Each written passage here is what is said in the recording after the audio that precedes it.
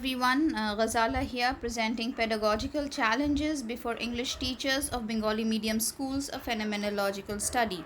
My research question is in alignment with the topic. My research objectives are teachers' socio-pedagogical challenges, their psychological pedagogical challenges, challenges posed by school authorities, and those by West Bengal school boards. For data collection, I had a semi-structured interview schedule. I had used it to interview 20 Bengali and 10 English medium English language teachers. Qualitative content analysis was done. The subsequent research answers are as follows. The first, socio-pedagogical challenges. My observation was a declining value for education. Students were seen to attend classes only when some tasty midday meals were being given out or Kanyashri and scholarships amounts were being given out.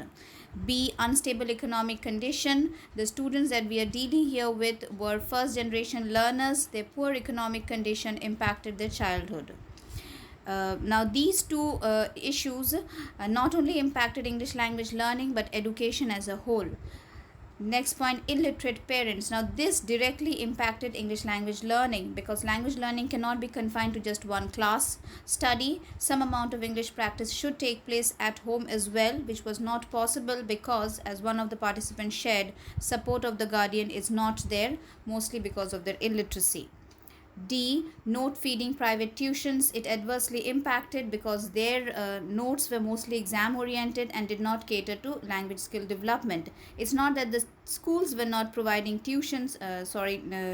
notes for exams, but still students preferred private tuitions, because when teachers were questioned about it, they said, and I quote, free stuffs are rarely valued. It exhibits the mentality students tend to have. They value money over education as such, because since they were paying for the tuitions, they thought that the tuition teachers were doing more for them than the class teachers.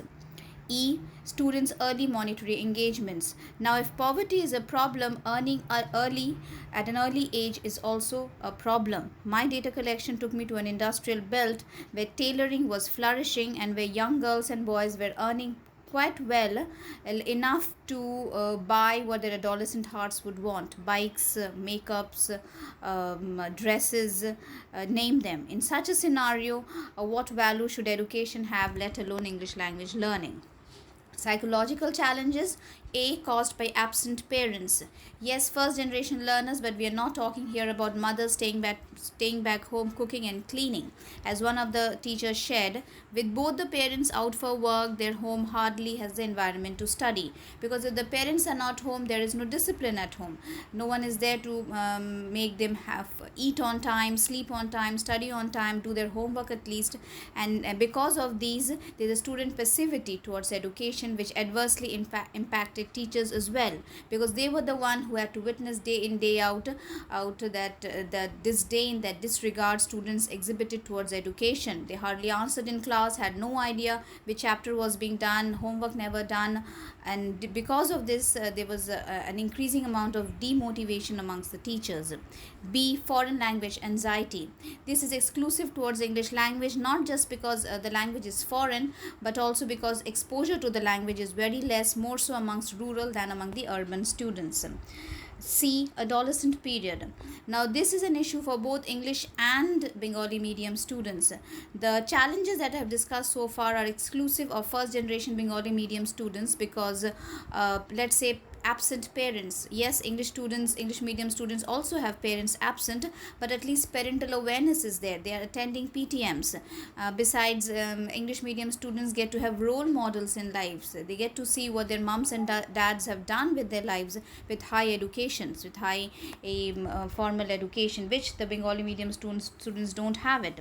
But adolescent period is an issue for both students of both the medium of instruction, because this is the period, if I'm not wrong, belongs to Erickson's psychosocial developmental stage of identity crisis, where they are pretty vulnerable on the inside, afraid of judgments, and as one of them shared, and I quote, they develop the potential to feel insults.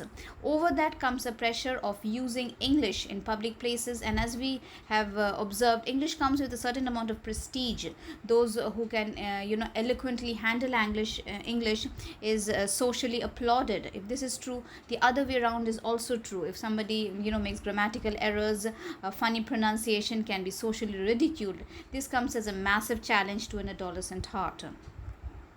Next, we have pedagogical challenges, those by school authorities. A, teacher-student ratio need to be taken care of because overcrowded classrooms cannot have language activities. B, inadequate human resources.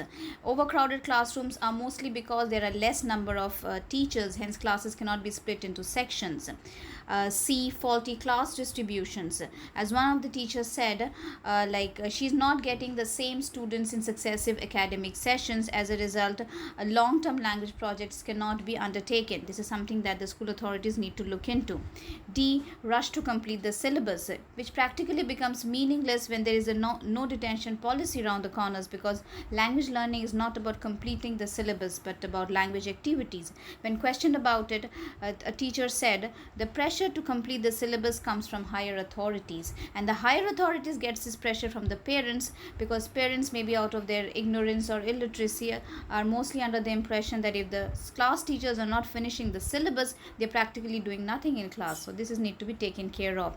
Inadequate infrastructure, mostly in the context of English language learning, language laboratory should be there, which is very important because it creates that artificial environment to increase students' exposure to second language learning. Next, we have challenges posed by West Bengal school boards. First, primary schools need to be non-functional. And this is the teachers that I was interviewing were mostly upper primary teachers, and they complained that when students come to them from primary schools, they practically have no idea of how vowels and consonants are joining to form words and words into sentences. And without this foundation, the students are unable to handle upper primary texts, which requires substantial amount of reading. B, syllabus is simply too huge. On one hand, there's a pressure to finish the syllabus, and on the other, the syllabus is too huge. It leaves no space, no room, no time for language activities. C, class 5 text is above standard, as one of them complained. The text content quality need to be catered as per students' age and interest. They need to be glorifying students' imagination and not something as gloomy as social reform and cultural heritage, as one of the participants pointed out. D, no pass or fail criteria. Let's face it, without certain examination actually creates a certain emergency, and without that sense of emergency, nobody would want to sit with books. We have seen how even the poorest of poor students would at least sit with the book in the evening prior to the exam day, which is not there. As a result, mass migration of good quality students are taking place to private English medium schools. So in a nutshell, English and Bengali medium students, they both are following the same methodology as far as English teaching is concerned, but the output is different because it's not because the teachers are unskilled, it's not because Bengali medium teachers do not have the skills, but because, as one of the previous author had also agreed upon, the credit here mostly went to the favorable learning environment of English medium schools and not always to English medium teachers who, unlike their Bengali medium counterparts, did not face pedagogical challenges. I hope I've made my point here. Thank you.